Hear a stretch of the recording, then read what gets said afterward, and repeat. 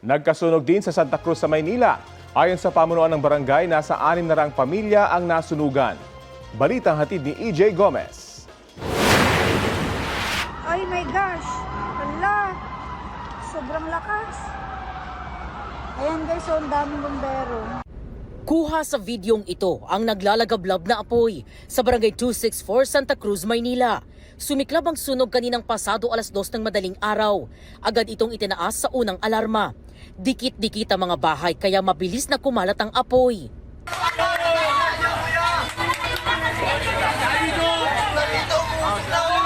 Umabot ito ng ika-4 na alarma bago mag-alas 4 kanina. Ibig sabihin, hindi bababa sa 16 na fire trucks ang kinailangang rumisponde. Hindi pa rin na yung apoy, mas lalong lumakas. Grabe, kawawa naman sila. Kawawa yung mga nasunugan. Nahirapan ang mga bumbero sa pag-apula sa apoy dahil masisikip ang daan. Maraming linya ng kuryente ang nagputukan.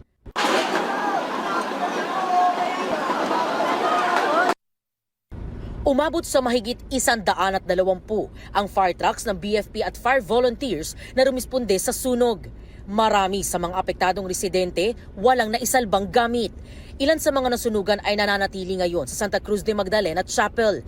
Ang iba nasa San Jose de Trozo Church. Kasama ng ilan sa mga lumikas ang mga alaga nilang hayop. Ang 62 anyos na si Lola Lilia, muntik pa raw hindi makalabas ng kanilang bahay. Masyadong mausok, saka malakas, nahilo akong bigla, saka malakas pa ang nervous ko hanggang ngayon. Kaya hindi ko basta maalis.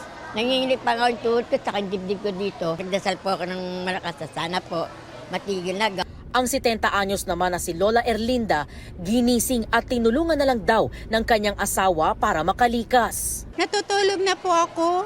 Nagising ako sa sumigaw na, labas kayo, labas kayo. Yun ang pagkasabi po. Sa taranta ko, kung ano na lang yung pwedeng nabitbit na nakayanan po. Mainit na yung nadaanan namin. Napakahirap yung dinanas namin. First time po na nanginginig.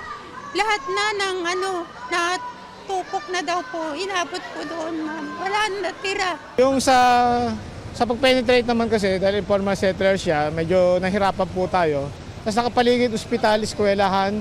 Yung port alarm na naman natin, ma'am, pinangunahan lang kasi natin para hindi madamay yung school. EJ Gomez, nagbabalita para sa GMA News.